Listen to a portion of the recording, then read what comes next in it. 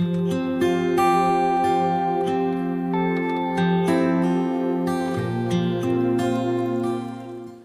말씀 보시겠습니다. 오늘 말씀은 창세기 40장 23절에서 41장 1절까지입니다. 슬라이드가 좀 잘못 나가네요. 40장 23절에서 41장 1절까지입니다. 술 맡은 관원장이 요셉을 기억하지 못하고 그를 잊었더라. The Jacob bearer, however, did not remember Joseph, he forgot him. 만 2년 후에 바로가 꿈을 꾼즉 자기가 나일 강가에 서 있는데 When 2 full years had passed, Pharaoh had a dream. He was standing by the Nile. 하나님 말씀입니다. 아멘. 네, 우리 오늘 잠깐 같이 읽었습니다. 우리 창세기 40장 23절과 그리고 41장 1절 봤습니다. 우리 그 두 절을 중심으로 해서 그 만 2년을 넘어서야 된다. 그 만 2년을 넘어서야 한다라는 제목으로 우리 함께 나누겠습니다. 지난 시간에 감옥에 있는 술관원장과 떡관원장의 이상한 그 영적인 꿈을 요셉이 멋지게 해석하는 그런 장면을 봤습니다. 요셉은 술관원장의 꿈을 듣고 나서 3일 안에 바로가 그를 복직시키고 모든 것이 회복될 거야. 이렇게 그 회복의 메시지를 해석을 해 주었습니다. 그리고 그 해석대로 정말 잘 되면 자기를 좀 기억해 달라고 했습니다. 억울하게 지금 감옥에 gat혀 있으니까 자기를 좀 온전하게 풀어달라고 그렇게 청탁을 했습니다. 요셉은 떡관원장의 그 꿈도 해석을 해주었죠. 3일 안에 바로가 그를 부르는데 앞은 비슷했는데 뒤는 완전히 달랐습니다. 생명을 잃을 거다라고 해석을 해주었습니다. 죄를 지어서 같은 날 감옥에 들어왔고 또 비슷한 꿈을 꾸었었는데 두 사람의 이후의 인생길은 완전히 180도로 다른 인생길을 살아가게 됩니다. 전혀 다른 꿈의 해석을 듣게 되고 그 꿈의 해석대로 인생길이 바뀌었다는 거죠. 3일 후에 술관원장은 정말로 꿈의 해석대로 복직되었고 떡관원장은 정말 목숨을 잃었습니다. 요셉은 술관원장이 자기를 기억하고 감옥에서 석방해 줄 거야 라고 아마 철석까지 믿었을 겁니다. 그런데 술관원장은 요셉을 잊었다라고 기록합니다. 우리 방금 전에 읽었지만 우리 23절과 1절 다시 한번 읽어보겠습니다.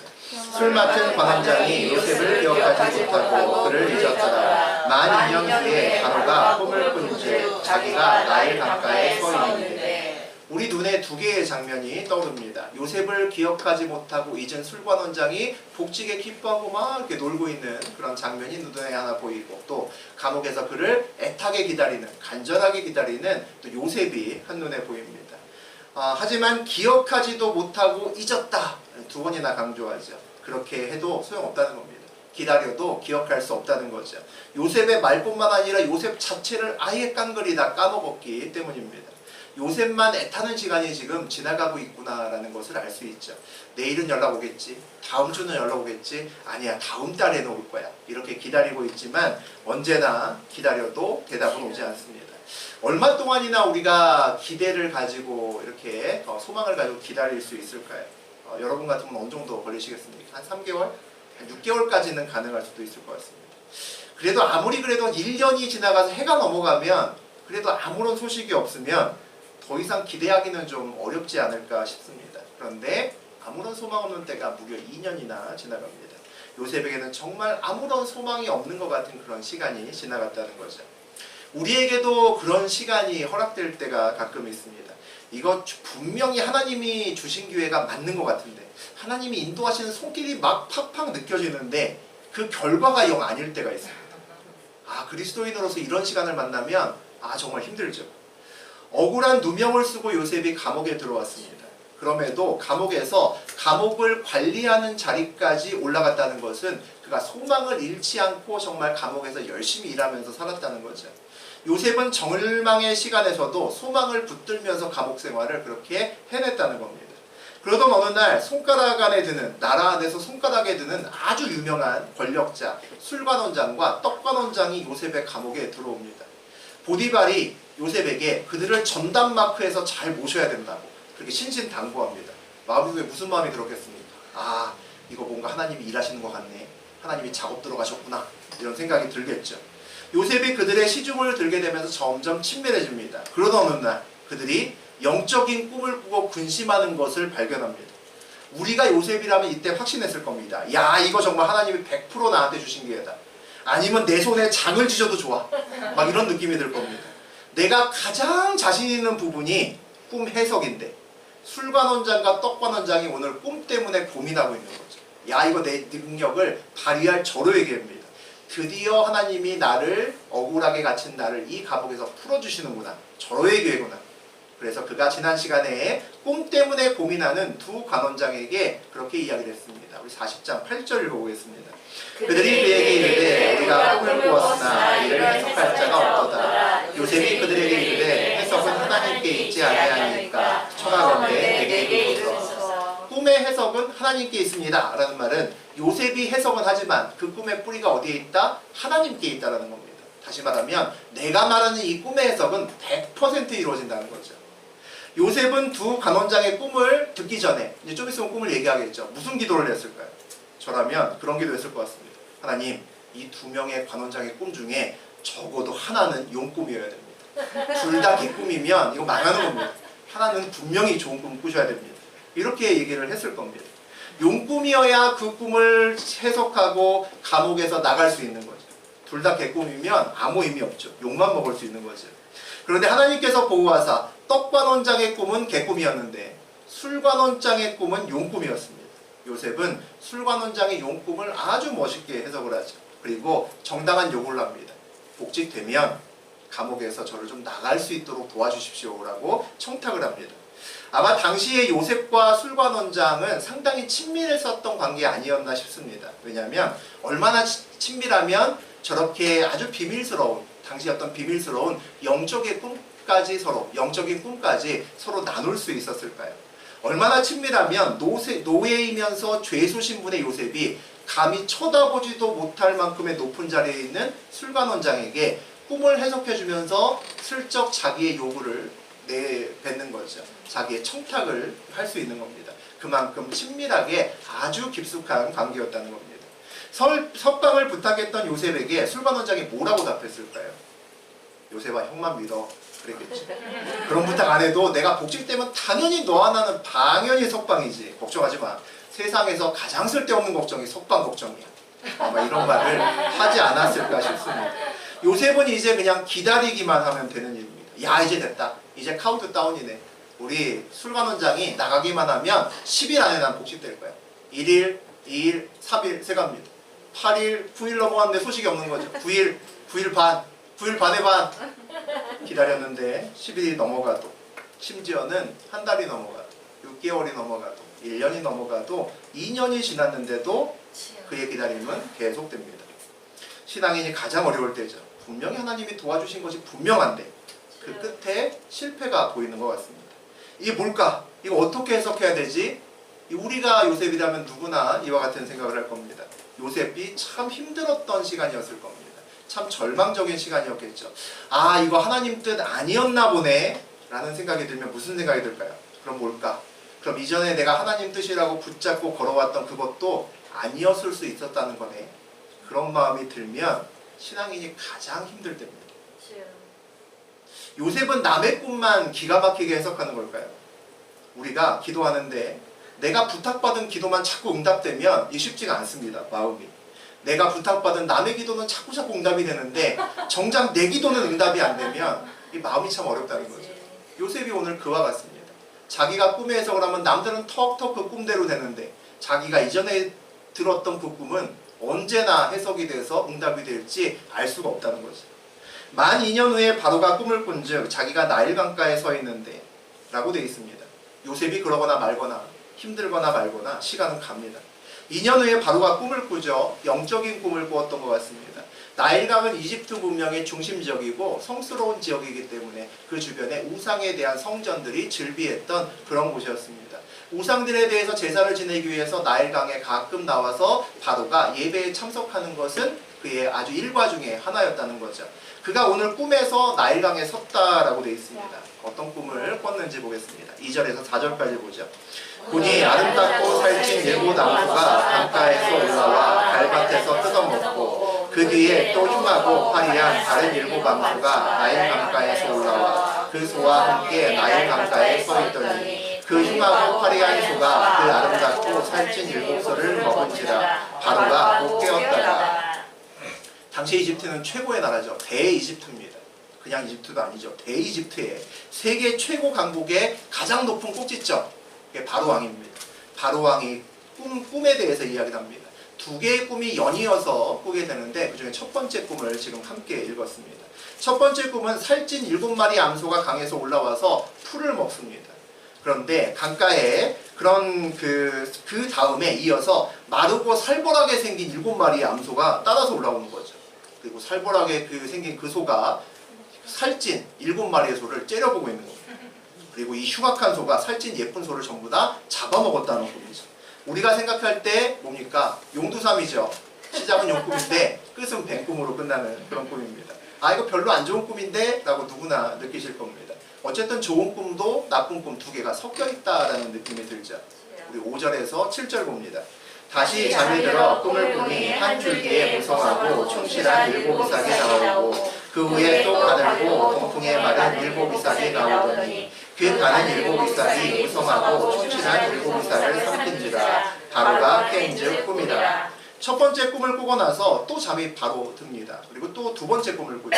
한 줄기에서 무성하고 충실한 7개의 이삭이 나왔습니다. 그 다음에 가늘고 메마른 7이삭이 나오는 거죠. 볼품없는 그런 쓸모없는 이삭이 나왔습니다.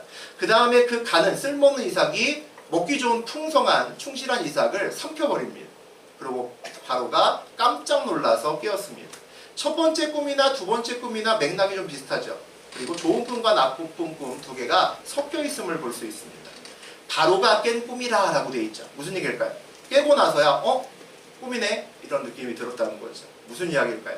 그만큼 현실처럼 아주 생생한 그런 꿈이었다는 겁니다. 꿈이 아니라 현실인 줄 알았다는 거죠. 그런데 좀 지나고 보니까 아, 꿈이구나. 뒤늦게 알았다는 겁니다. 우리도 바로처럼 이런 꿈을 꾸었다면 아주 불안할 겁니다. 비슷한 맥락의 꿈을 두 번이나 연달아서 아주 이런 특별한 상징적인 꿈을 연속해서 꾼다는 것은 쉽지 않은 일이죠. 더군다나 꿈이 애써서 보통 꿈은 꿔도 기억이 잘 안 나는데 생생하게 기억이 나는 겁니다. 분명히 여기에는 중요한 계시가 있구나, 메시지가 있구나 라는 생각이 누구나 들 겁니다. 그런데 꿈 내용이 좋은 부분도 있지만 나쁜 부분이 꽤나 있던 느낌이 든다는 거죠. 아, 뭔가 좀 안 좋은 일 생길 것 같은데 이런 생각이 듭니다. 불안할 수밖에 없죠. 바로의 반응을 보겠습니다. 8절 보죠. 아침에 그의 마음이 번민하여 사람을 보내어 애굽의 점술가와 현인들을 모두 불러 그들에게 그의 꿈을 말하였으나 그것을 바로에게 해석하는 자가 없었더라. 바로가 번민합니다. 바로가 이 꿈을 그냥 개꿈으로 넘길 수 없는 결정적인 이유가 있는데 그게 암소입니다. 이 암소가 당시 이집트에서는 아시스라고 불리는 그 신을 상징하는 그 상징이었습니다. 우리가 십자가를 보면 예수님을 떠올리는 것처럼 꿈에 십자가 나오면 깜짝 놀라겠죠. 당시에 꿈에 암소가 나왔기 때문에 비슷한 느낌이었을 겁니다. 야, 이거 그냥 꿈 아니야. 그냥 지나치면 안 돼. 이거 아주 신비로운 꿈이고 계시의 꿈이야 라고 생각할 수밖에 없었다는 거죠. 그런데 7마리의 살찐 아름다운 소도 잡아먹히고 7개의 무성하고 충실한 이삭도 잡아먹혔다는 거죠. 아무리 봐도 이거 불길한 꿈에 더 가까운 꿈입니다. 바로왕이 꿈을 꾸고 나서 아침부터 밥도 못 먹고 초조하고 불안해합니다. 그러다가 애굽에 네노라 하는 유명한 사람들을 부르죠. 현인도 부르고 무당도 부르고 점술가도 부릅니다. 그들에게 해석을 하라고 합니다. 그것을 바로에게 해석하는 자가 없었더라라고 오늘 기록되어 있습니다. 그 꿈을 제대로 해석하는 자가 없었다는 거죠. 모두 꿈 해석은 했을지 모르겠지만 바로 마음에 들지 않았다는 겁니다. 이 꿈 해석을 제대로 해석하는 자가 왜 없었을까? 아마 첫 번째 이유는 생명을 빼앗길까 봐 그랬을 겁니다. 왕에게 꿈 한 번 해석 잘못하면 삼족이 멸하는 것은 뭐 당시의 이유도 아니죠. 더군다나 좋은 꿈도 아니고 끝이 안 좋잖아요. 이거 잘못 해석했다가는 목숨이 10개라도 모자랄 겁니다. 2년 전에 나는 새도 떨어뜨렸다던 떡관원장도 한 방에 갔습니다. 죽었죠. 아, 이 꿈을 해석하기는 정말 쉽지 않았을 겁니다. 또 하나의 이유는 꿈의 해석은 하나님께 있기 때문이죠. 하나님이 주신 꿈을 점술가나 무당이 풀 수 없습니다. 요셉은 아직 모르겠지만 우리는 이 장면을 보면서 요셉이 우리가 생각난다는 거죠. 하나님이 요셉으로 하여금 이 꿈 해석을 할 수 있게끔 하실 수도 있겠구나 이런 생각이 듭니다. 요셉에게 또 한 번의 절호의 기회가 오지 않을까? 요셉은 모르지만 우리는 그런 느낌이 듭니다. 오늘 이야기에서 우리가 집중해야 될 키워드는 만 2년 후에라는 말이 아닐까 싶습니다. 적지 않은 2년이라는 말이죠. 적지 않은 2년이 흘러갔다는 이야기입니다. 그 시간 동안에 요셉의 심경에 큰 변화와 어려움이 분명히 있었을 텐데 오늘 본문을 보면 우리 23절과 1절 다시 한번 읽어보겠습니다. 술 맡은 관원장이 요셉을 기억하지 못하고 그를 잊었더라. 만 2년 후에 바로가 꿈을 꾼즉 자기가 나일 강가에 섰느니라. 오늘 성경에서는 아무 말 없이 그저 만 2년 후, 만 2년이 지났다라고 이야기를 합니다. 기록이 없었다는 것은 2년이나 되는데 적지 않은 시간인데 기록이 없었다는 것은 말 그대로 특별한 일은 없었다는 겁니다. 특별한 꿈도 없고 특별한 하나님의 음성도 없고 또 다른 어떤 관원장, 높은 사람이 감옥에 들어온 일도 없었다는 겁니다. 40장의 마지막과 41장의 시작 사이에 2년이라고 하는 긴 시간의 텀이 있는데 만약에 영화를 우리가 쭉 한 편 보고 있다면 2년 전에 요셉 잊은 술관원당이 잘 먹고 잘 사는 모습이 한컷 나오고 2년 후에 나일 강가에서 서 있는 바로의 꿈이 한 컷이 나옵니다. 무슨 생각이 듭니까? 요셉이 증발했다는 거죠. 이제까지 카메라가 계속 요셉을 비추고 있었습니다. 그런데 카메라의 전원이 갑자기 나간 것처럼 2년 동안 카메라가 방전된 것 같은 느낌이 든다는 겁니다.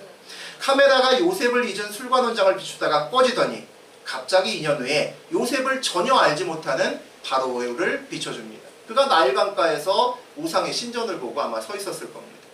술관원장이 요셉을 잊은 것을 시작으로 하나둘씩 그리고 결국 모두가 요셉을 잊었다라는 느낌이 든다는 거죠. 철저하게 요셉이 잊혀진 시간 2년이 지나갑니다. 요셉은 지금까지 오늘까지 살면서 우리가 본 본문까지 살면서 한 2번 정도 아마 뒤통수를 맞았던 것 같습니다. 2번 정도는 버림을 받았던 것 같습니다. 도단에서 구덩이에 물론 빠진 것도 있지만 그건 사실은 요셉이 잘못한 것도 되게 많죠. 그러니까 뒤통수 받았다고 보기 좀 어렵고요. 첫 번째에 곤란을 겪은 것은 버림받은 것은 보디발에게 버림을 받았습니다. 그렇게 충성을 다하고 그 때문에 보디발의 재산도 엄청 늘어나고 정말 최선을 다해서 섬겼는데 감옥에 그냥 가두게 되었습니다. 감옥에 가게 된 거죠.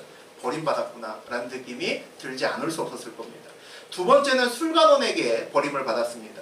감옥에서 그렇게 열심히 성심성의껏 돌봐주고 결정적으로 그가 근심하던 꿈 해석까지 정확히 잘해주었는데 복직되면 자기를 풀어주겠다고 약속해놓고서는 자기를 완전히 잊어먹습니다. 채색 옷만 입고 살고 있던 요셉에게는 그동안의 그런 사건들이 참 지옥처럼 힘든 그런 고난의 시간이 아니었을까 싶습니다. 그런데 성경은 그 2가지 사건을 기록하면서 우리 앞에서 나눴지만 이렇게 이야기를 합니다. 우리 창세기 39장 3절과 21절 같이 봅니다. 그의 주인이 여호와께서 그와 함께 하심을 보며 또 여호와께서 그의 범사에 형통하게 하심을 보았더라. 여호와께서 요셉과 함께 하시고 그에게 인자를 도와사 간수장에게 은혜를 받게 하시니 그의 노예 시작의 거의 시작을 설명할 때 그리고 감옥 생활의 시작을 설명할 때가 3절 21절입니다. 그런데 3절은 보디발의 집에 노예로 있을 때 21절은 감옥에 있을 때인데 요셉이 억울하게 보디발 집에 노예로 들어가 살게 되었지만 뭐라고 되어 있습니까? 하나님이 그와 함께 계셨다라고 기록되어 있습니다. 그리고 또 21절에는 요셉이 억울하게 감옥에 갇혀 죄인이 됐는데 그러나 하나님께서 함께 하셨다라고 또 기록되어 있는 거죠. 힘들지만 그 뒤에 그러나를 써주셨습니다. 하나님 내가 함께 있어 라고 그 이야기 시작의 앞쪽에 먼저 써주고 시작을 하셨습니다. 하나님이 함께 있다는 것은 언제든지 역전할 수 있다는 거죠. 언제든지 소망을 가질 수 있다는 겁니다. 남들은 힘들게 생각될 수 있지만 막상 사는 요셉 입장에서는 견딜만한데? 라는 생각이 들었다는 거죠. 우리 보통 치사점이라는 말을 씁니다. 영어로는 데스포인트라고 이야기를 하는데 생물학적으로는 생물이 살 수 없는 어떤 한계 상황, 그리고 조건 이런 것들을 치사점, 데스포인트라고 부릅니다. 우리 운동에서 얘기를 하게 되면 심폐지구력 같은 걸 보통 키우기 위해 내지는 또 다이어트를 하기 위해서 우리 헬스장에 가면 러닝머신을 정말 열심히 뜹니다. 유산소 운동을 계속하다 보면 누구나 머지않아서 첫 번째 한계 상황에 부딪힙니다. 그게 일종의 치사점이죠.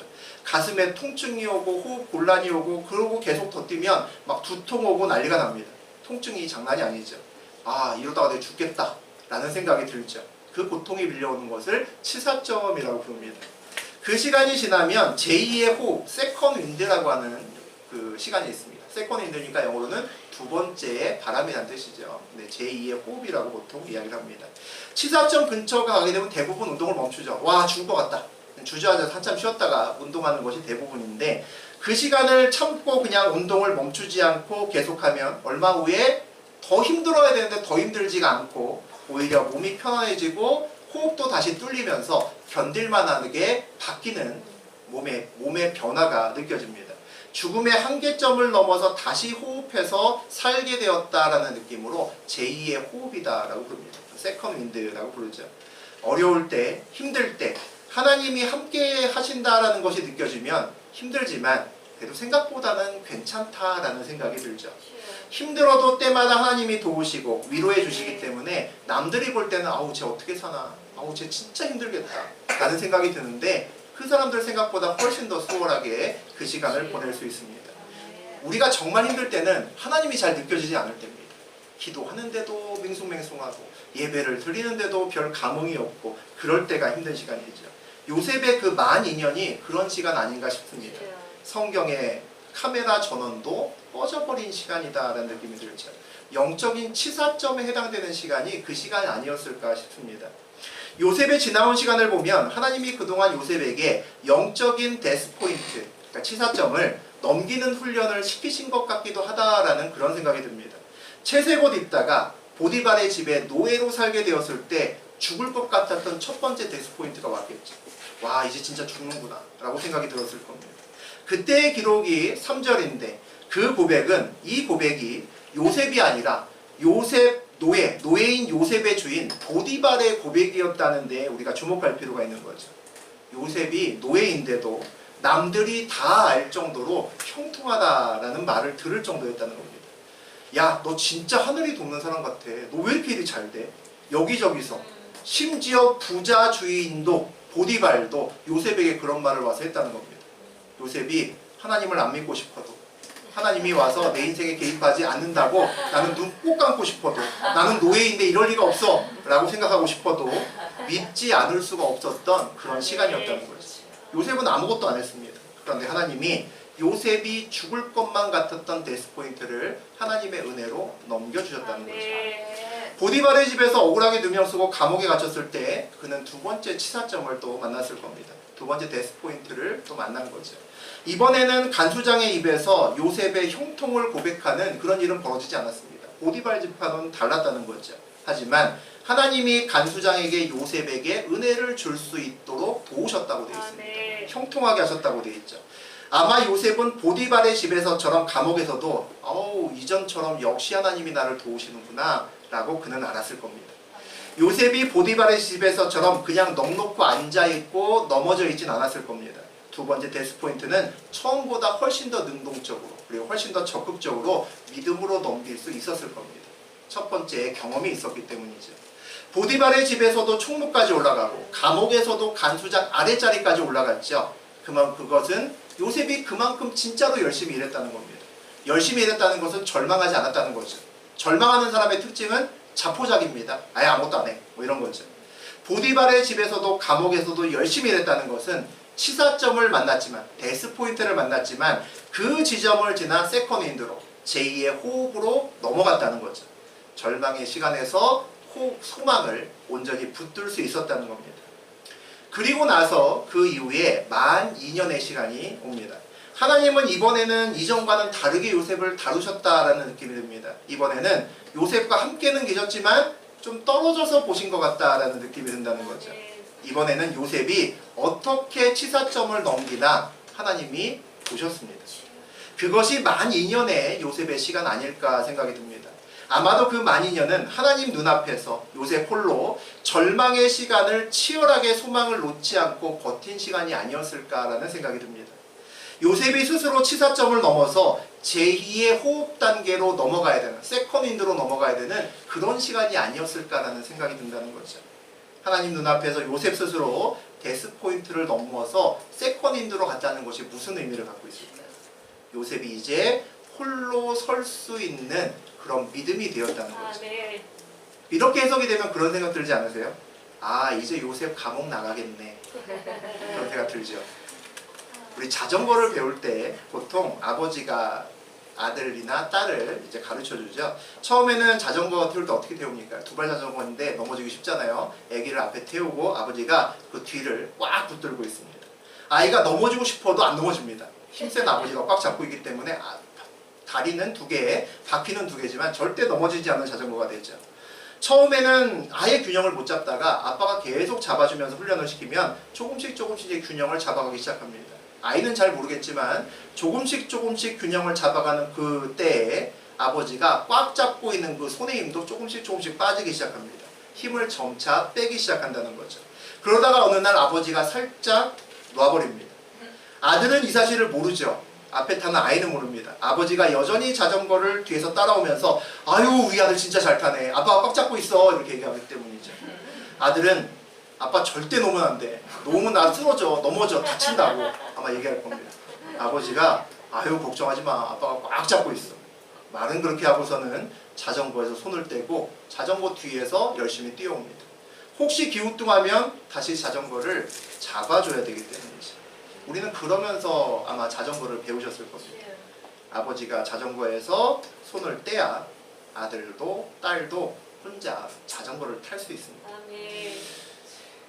오늘 이야기를 다시 보면 술 맡은 관원장이 요셉을 기억하지 못하고 그를 잊었더라. 만 2년 후에 바로가 꿈을 꾼즉 자기가 나일 강가에 섰는데 라고 되어 있죠. 참 담백합니다. 요셉은 그 인연이 참 죽을 것 같은 그런 시간이었음에 분명한데 성경은 아주 가볍게 그냥 넘깁니다. 술관원장은 요셉을 잊었다. 만 2년 후에 바로가 꿈을 꿨다. 이렇게 되죠. 이 두 문장 사이를 아무리 봐도 그러나로 연결하기 좀 어렵습니다. 그렇죠? 그러나 서 있었다. 좀 이상하죠? 아마 그러나보다는 접속사를 우리가 하나 선택을 한다면 그런데 내지는 뭐 그리고가 적당할 것 같습니다. 만 2년에 그리고 나서 만 2년 후에 또는 그런데 만 2년 후에 라고 이어지는 것이 적절하죠. 요셉이 죽을 것 같았던 그 시간과 전혀 상관없는 시간이 그냥 흘러갔다는 느낌이 든다는 겁니다. 그 만 2년의 시간이 하나님이 요셉의 자전거의 뒤를 살짝 놓았던 시간 아닌가 싶습니다. 하나님이 우리를 저하고 여러분을 다루실 때도 마찬가지입니다. 하나님께서 만 2년의 시간 전에 몇 번을 우리에게 반복해서 보여주십니다. 야 괜찮아. 견딜만 하지. 야 힘들게 보였지만 괜찮았잖아. 봐봐. 별로 안 힘들잖아. 그 시간에 하나님은 우리의 자전거의 뒤를 꽉 붙들고 계시는 그런 시간입니다. 그리고 때로 자전거의 뒤를 놓고 오늘처럼 요셉처럼 그냥 지켜보시는 때가 있습니다. 우리가 온전히 성숙한 믿음으로 결국에는 서야 되기 때문입니다. 그 시간이 만 2년의 요셉의 시간이라는 거죠. 우리가 언제까지 애기 신앙으로 계속 있을 수는 없습니다. 언제까지 하나님 이거 주세요 저거 주세요를 반복하면서 끝까지 살아갈 수는 없다는 거죠. 청년으로 신앙이 커야 되고 또 장년으로 신앙을 커야 그래야지 우리도 하나님이라 할 거 아닙니까? 쉽지 않은 그 2년의 시간을 성경은 오늘 만 2년이라고 이야기를 합니다. 만 2년이라는 뜻은 무슨 말입니까? 2년 꽉 채웠다는 거죠. 2년을 꽉 채웠다는 것은 그 시간이 정해져 있다는 겁니다. 2년의 시간이 정해져 있다는 거죠. 하나님이 나의 뒤 자전거를 손을 놓으신 것 같아. 어떡하지? 근데 그 시간은 정해진 시간이라는 겁니다. 또 그 시간이 정해졌다는 것은 이미 오기 전에, 오래전에 하나님이 이미 그의 계획 안에 넣고 계신 정해진 시간이었다는 거죠. 하나님이 그 시간에 모래시계를 뒤집어 놓습니다. 2년을 꽉 채우기를 기다리시면서 그 모래가 떨어지기를 기다리신다는 거죠. 우리 눈에 보이지 않는 그 연단의 시간이 반드시 그 끝이 있습니다. 하나님은 하나님의 모래시계에 모래가 다 떨어지면 그 시간도 끝난다는 겁니다. 그 정해진 시간까지 인내로 믿음으로 시간을 보내야 되는 사람들이 바로 우리들입니다. 그래서 연단의 시간을 보낸 사람들은 한결같이 그렇게 고백합니다. 다 지나가 라고 고백하죠. 인생을 살다가 우리가 어느 날 데스포인트가 보일 때가 있습니다. 호흡이 가빠지고 가슴이 턱 막히고 그럴 때가 있다는 거죠. 연단의 시간이 왔구나 라고 생각하시면 됩니다. 잠시 어려운 것 같지만 힘든 것 같지만 죽을 것 같은 생각이 들지도 모르지만 조금만 믿음으로 버티면 반드시 두 번째 호흡이 옵니다. 세컨드 윈드가 오죠. 다시 호흡도 골라지고 편하게 되고 쉴만한 뛸 수 있을 그런 상태가 옵니다. 그러다 보면 만 2년도 넘어설 수 있는 그런 성숙한 믿음을 가질 때가 온다는 거죠. 인생은 마라톤입니다. 장거리 달리기에서는 치사점을 넘지 않고는 결승점까지 갈 수 있는 아무런 방법이 없습니다. 아멘. 요셉처럼 우리도 그 만년 2년의 시간을 믿음으로 한 번은 반드시 넘어서야만 됩니다. 아멘. 영적인 데스포인트를 반드시 넘어서서 충만한 믿음의 소유자가 저나 여러분이 돼야 된다는 거죠. 그래야 우리의 인생길을 믿음으로 완주할 수 있습니다. 그래야 온전히 사명을 감당할 수 있다는 거죠. 그 만 2년의 시간을 넘어서서 모두 성숙한 믿음으로 온전히 주와 함께 걸으면서 사명을 감당하는 그런 인생길 사시는 저하고 여러분 되시기를 주의 이름으로 축원드립니다. 아멘. 예, 우리 오늘 말씀 끝들.